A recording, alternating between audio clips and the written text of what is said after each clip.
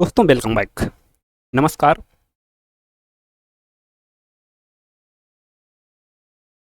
Spectrum book के क्रम में आगे बढ़ते हुए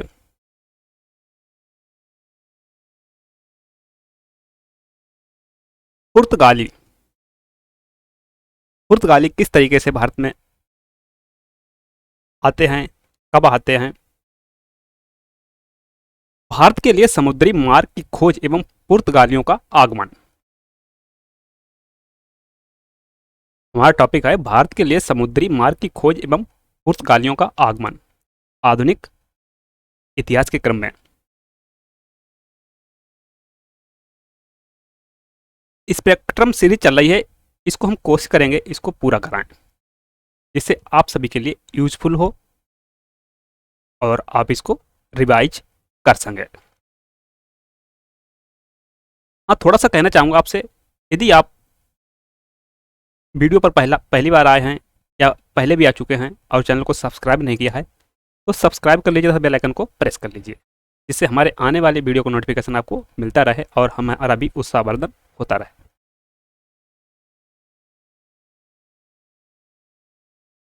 हम चलेंगे बिना किसी ब्रेक के, बिना किसी इधर उधर की बातों के, सीधे अपने टॉपिक पे ही ध्यान देंगे। तो लेट्स बिगिन टॉपिक। भारत के लिए समुद्री मार्ग की खोज एवं पुर्तगालियों का आगमन। यद्यपि 15वीं शताब्दी में भारत में वास्को डी गामा के आगमन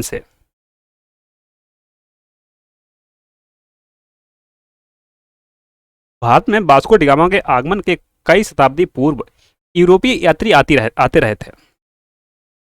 जब वास्को डी गामा आया था उससे पहले भी यूरोपीय यात्री आते रहे थे, लेकिन केप ऑफ गुड होप होकर जब वास्को डी गामा 17 मई 1498 में कालीकट पहुंचा तो इसने भारतीय इतिहास की दिशा को गहरे रूप से प्रभावित किया।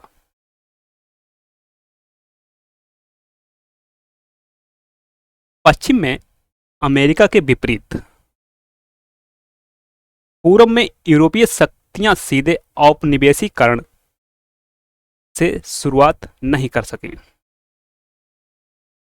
ऐसा करने में उन्हें कुछ समय लगा, लेकिन अपनी विकसित समुद्री शक्ति, तकनीक एवं अस्त्र बारूद इत्यादि के कारण उन्होंने तीव्रता से समुद्री शक्ति के रूप में स्वयं को स्थापित कर लिया और समुद्री व्यापार पर नियंत्रण कायम कर लिया। पुर्तगालियों का स्पष्ट मंतव्य था कि वे व्यवसाय करने भारत आए थे, लेकिन उनका छुपा हुआ एजेंडा था। अब क्या था, लोगों को लग रहा कि व्यवसाय करने आए थे, लेकिन उनका जो छुपा हुआ एजेंडा था वह ईसाई मत का प्रचार कर भारतीयों में ईसाईयत में परिवर्तित करना और अपने प्रतिद्वंदियों, विशेष रूप से अरब को बाहर खदेड़कर व्यापक रूप से मुनाफे वाले पूर्वी व्यापार पर एकाधिकार कायम करना। तो ये लोग एक तीर से दो निशाने लगा रहे थे। उस समय तक हिंद महासागर के व्यापार पर अरब व्यापारियों का एकाधिकार था। जिस समय पुर्तगाली आए थे उस समय हिंद महासागर के व्यापार पर अरब व्यापारियों का एकाधिकार था। आगामी 15 वर्षों में पुर्तगालियों ने अरब नौपोतों को पूरी तरह नष्ट कर दिया। जब वो आए तो 15 साल में अरब के जो नौपोत थे उनको पूरी तरह से नष्ट कर दिया। उन्होंने उनके जहाजों को लूटा, उन पर आक्रमण किए, जहाजियों को लूटा और अन्य दमनात्मक कार्रवाइयां की कि जिससे अरब वाले जो व्यापारी थे उनके हौसले पस्त हो गए। पुर्तगालियों की सुदृढ़ स्थिति के परिप्रेक्ष्य में पुर्तगाल के शासक मैनुअल प्रथम ने 1501 में अरब, फारस और भारत के साथ व्यापार का स्वयं को मालिक घोषित कर दिया। जो पुर्तगाल के शासक थे मैनुअल प्रथम ने 1501 में अरब, फारस और भारत के साथ व्यापार का स्वयं को मालिक घोषित कर दिया। पुर्तगालियों के आगमन के समय भारत की स्थिति क्या थी, कैसी थी? Let's no. भारत में पुर्तगालियों ने जिस समय आगमन किया, उसने पूर्वी व्यापार को हासिल करने में उनकी अत्यधिक मदद की। गुजरात के सिवाय जहां शक्तिशाली महमूद बेगड़ा का शासन था, समस्त उत्तर भारत कई छोटी छोटी शक्तियों के बीच विभाजित था। दक्कन में बहमनी साम्राज्य छोटे छोटे राज्यों में बिखर गया। कोई भी शक्ति ऐसी नहीं थी जिसके पास नौसैनिक शक्ति हो, अर्थात कोई भी राज्य ऐसा नहीं था जिसकी अपनी नौसैनिक शक्ति हो जो पुर्तगालियों से सामना कर सके, और ना ही उन्होंने अपनी नौसैनिक शक्ति को विकसित करने के बारे में सोचा था। अभी तक भारत में जो भी छोटे छोटे राज्य थे, उसमें किसी भी जो वहाँ का शासक वगैरह थे, उन्होंने अब तक नौसैनिक शक्ति विकसित करने के बारे में सोचा भी नहीं था।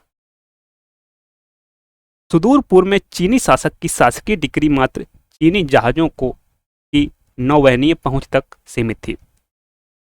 जहां तक अरब व्यापारियों और जहाजों के मालिक का संबंध है, जिन्होंने पुर्तगालियों के आने से पूर्व तक हिंद महासागर व्यापार पर वर्चस्व कायम किया हुआ था, वे पुर्तगाली संगठन एवं एकता से बराबरी नहीं कर सके।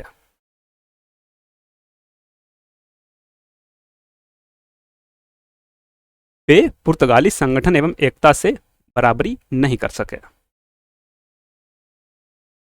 भारत आगमन के अभिप्रेरण क्या थे? वास्तव में 15वीं शताब्दी में पुर्तगाली वेनिस इटली का एक राज्य की समृद्धि से ईर्ष्या करने लगे और उनके लाभदायी व्यापार में हिस्सा प्राप्त करने का हर संभव प्रयास करने लगे, अर्थात कि हम भी फायदा उठाएंगे। जैसा कि अरब ने मिस्र एवं पारसिया पर 7वीं शताब्दी में विजय प्राप्त कर ली, तो यूरोप एवं भारत के मध्य सीधे संचार एवं संपर्क के मार्ग बंद कर दिए गए। पूरब से वस्तुएं यूरोपीय बाजारों में मुस्लिम मध्यवर्तियों के माध्यम से पहुंचने लगी। वेनिस ने प्राचीन समय में इस व्यापार पर एकाधिकार बनाए रखा और परिणाम स्वरूप बेपनाह धन संपदा एवं प्रवाह अर्जित किया।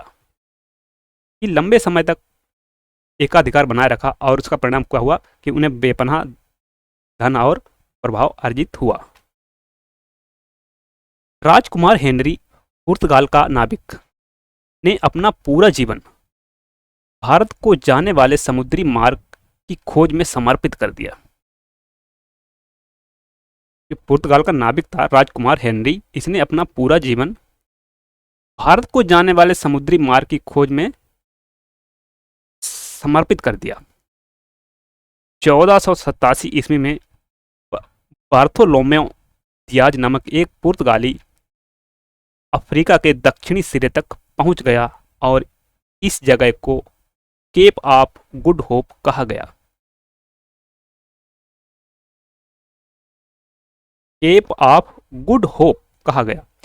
यद्यपि वह 1488 में लिस्बन लौट गया और इसके लगभग 10 वर्ष के अंतराल पर यद्यपि वह 1488 में लिस्बन लौट गया और इसके लगभग 10 वर्ष के अंतराल पर 1498 में वास्को द गामा भारत पहुंचा।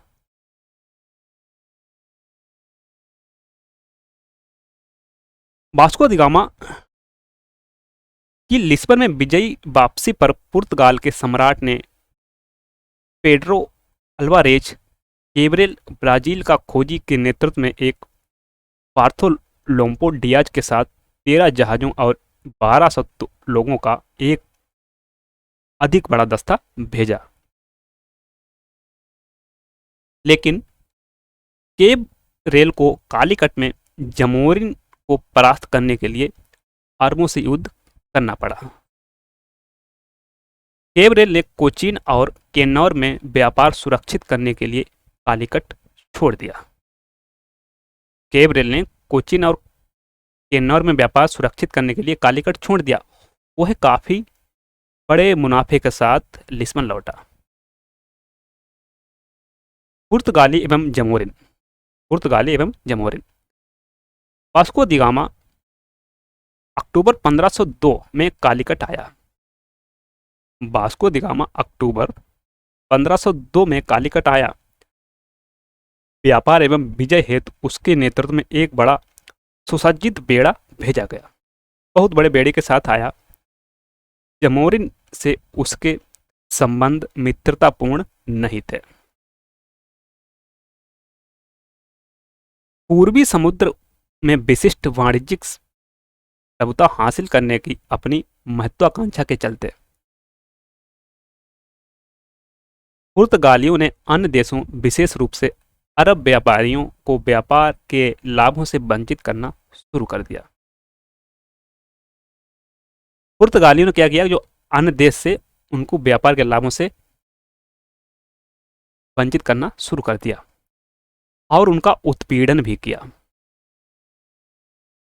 पुर्तगाली एशिया के महत्वपूर्ण व्यापारिक स्थलों या अड्डों विक्टोरिया पर कब्जा स्थापित करके अपनी नौसेना की वर्चस्वता को कायम रखना चाहते थे। पुर्तगाली चाहते थे कि हमारी नौसेना की वर्चस्वता कायम रहे और उसका विकास करने के लिए कटिबद्ध थे। लगातार विकास भी कर रहे थे। विक्टोरिया ऐसे व्यापारिक स्थल या अड्डे होते थे। अब विक्टोरिया क्या होते थे कि ऐसे व्यापारिक स्थल या अड्डे होते थे जहां से नौसैनिक बेड़ों को सहायता प्रदान की जाती थी।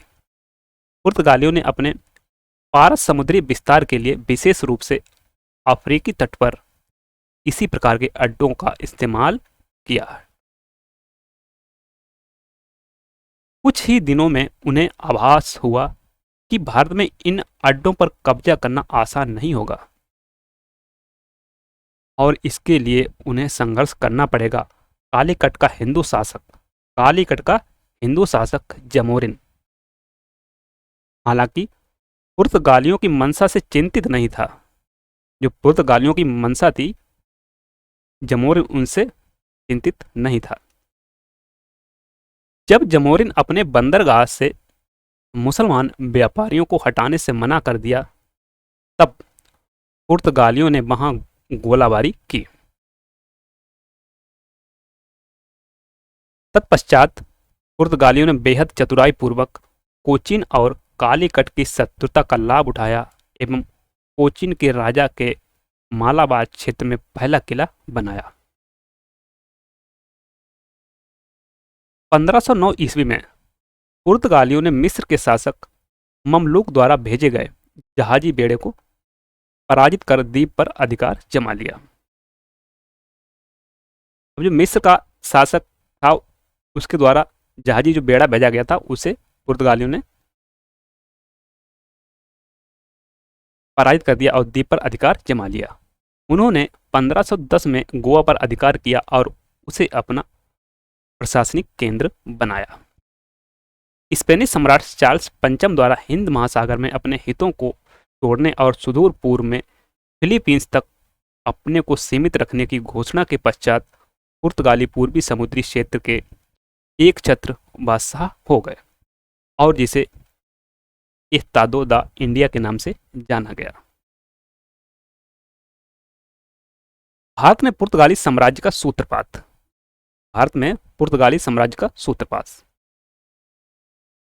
पुर्तगाली भारत का एक नया इतिहास 505 में प्रारंभ हुआ। 505 में प्रारंभ हुआ जब पुर्तगाल के सम्राट ने 3 वर्षों के लिए भारत में एक गवर्नर नियुक्त किया। कब? 1505 में। और उसे पुर्तगाली हितों की रक्षा हेतु पर्याप्त सुविधा एवं बल प्रदान किया गया। उसे पूरा पावर दिया गया सम्राट की तरफ से। फ्रांसिस्को दी अल्मेडा नवनियुक्त गवर्नर को भारत में पुर्तगाली स्थिति को सुदृढ़ करने को कहा गया और अदन, आरमुज और मलक्का को जब्त करके मुस्लिम व्यापार बंद करने का निर्देश दिया गया कि आप इतना काम करिए उसे अंजादिवा, कोचीन, किन्नौर और किल्बा में किलेबंदी करने की भी सलाह दी गई। उसे सम्राट से डायरेक्शन मिल गया। वेनिस के घटते व्यापार पर नजर रखते हुए वेनिस के घटते व्यापार पर नजर रखते हुए जिसका आकर्षक व्यापार पुर्तगाली हस्तक्षेप के कारण खतरे में था, मिस्र ने पुर्तगालियों को रोकने के लिए लाल सागर में अपनी चौकसी बढ़ा दी। मिस्र ने पुर्तगालियों को रोकने के लिए लाल सागर में अपनी चौकसी बढ़ा दी।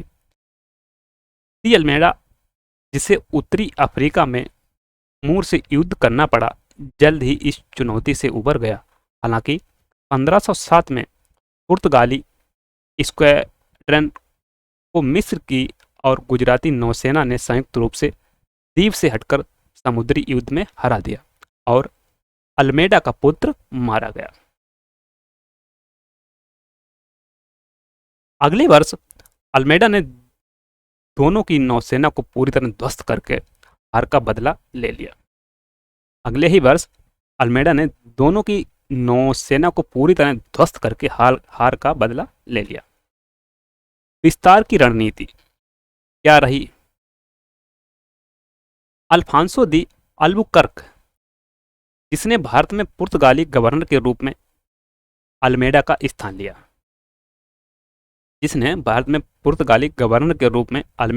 लिया, के पास अधिक बड़ी और व्यापक रणनीति थी। अब इसकी जो रणनीति थी उससे बड़ी थी।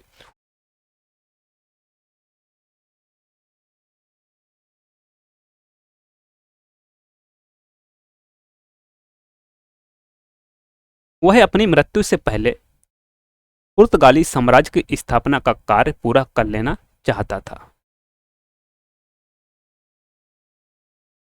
उसने पुर्तगाल के लिए हिंद महासागर के रणनीतिक नियंत्रण हेतु समुद्र के सभी प्रवेश द्वारों पर अपने बेस स्थापित किए।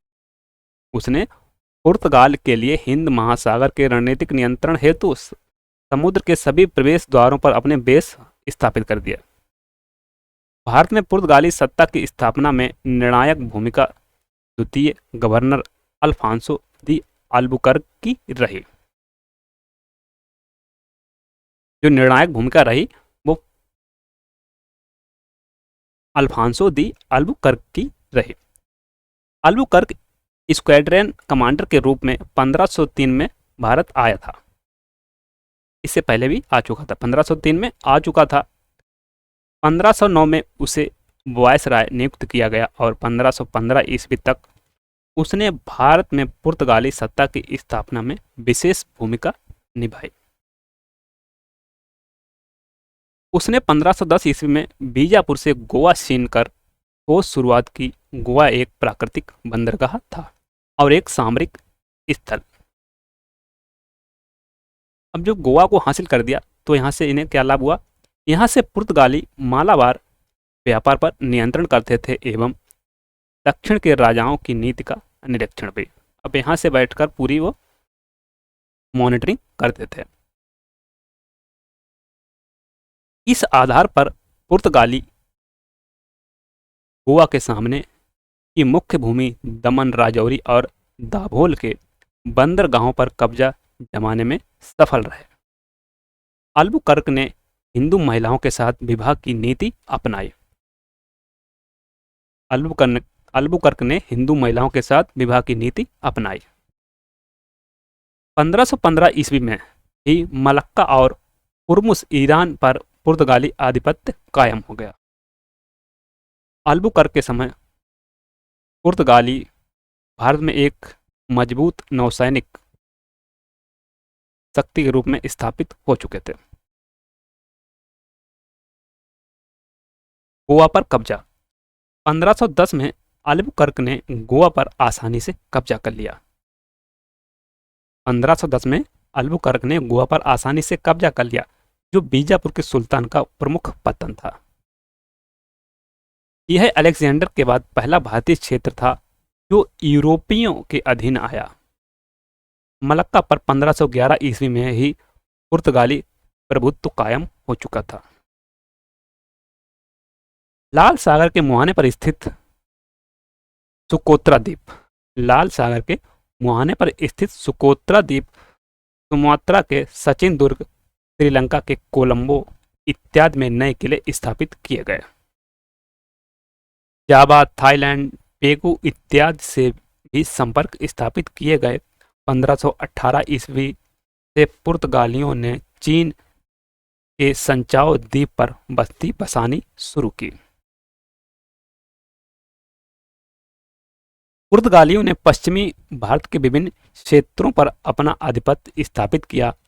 1531 में चाउल, 1532 ईस्वी में द्वीप, 1534 ईस्वी में सालसेट और बेसन, 1536 ईस्वी में क्रेगानोर तथा मैंगलोर, होनावार, भटकल, किन्नौर, क्विलोन, भावनगर आदि क्षेत्रों पर अपना कब्जा जमाकर इनमें से कुछ क्षेत्रों में अपने कारखाने खोले। उन्होंने कारखानों का दुर्गीकरण आरंभ कर दिया। कारखानों का सर्वोच्च अधिकारी पुर्तगाली सम्राट द्वारा नियुक्त होता था। जो कारखाने का सर्वोच्च अधिकारी होता था, पुर्तगाली सम्राट द्वारा नियुक्त होता था।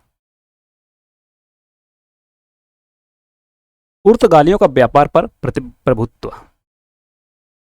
पुर्तगालियों ने पूर्वी तट के साथ सीधा संपर्क स्थापित करने का प्रयास किया। कोरोमंडल तट पर स्थित मसूलीपट्टनम, पुलिकट इत्यादि शहरों से वे वस्त्रादि वस्तुएं इकट्ठा करते थे। मलक्का, मनीला इत्यादि पूर्वी एशियाई क्षेत्रों से व्यापार करने के लिए नागापट्टनम पुर्तगालियों का एक प्रमुख बंदरगाह था। नागापट्टनम के उत्तर में स्थित सेंथोम, मैलपुर में पुर्तगालियों की बस्ती थी। बंगाल के शासक महमूद शाह ने पुर्तगालियों को 1536 ईस्वी में चटगांव और सतगांव में फैक्ट्री खोलने की अनुमति दी। जो बंगाल का शासक था महमूद शाह ने पुर्तगालियों को 1536 ईस्वी में चटगांव में और सतगांव में फैक्ट्री खोलने की अनुमति। अकबर की अनुमति से हुगली में तथा शाहजहां के फरमान से बुंदेल में भी कारखाने खुले। 16वीं सदी के दौरान पूर्वी तट पर किलेबंदी नहीं हुई।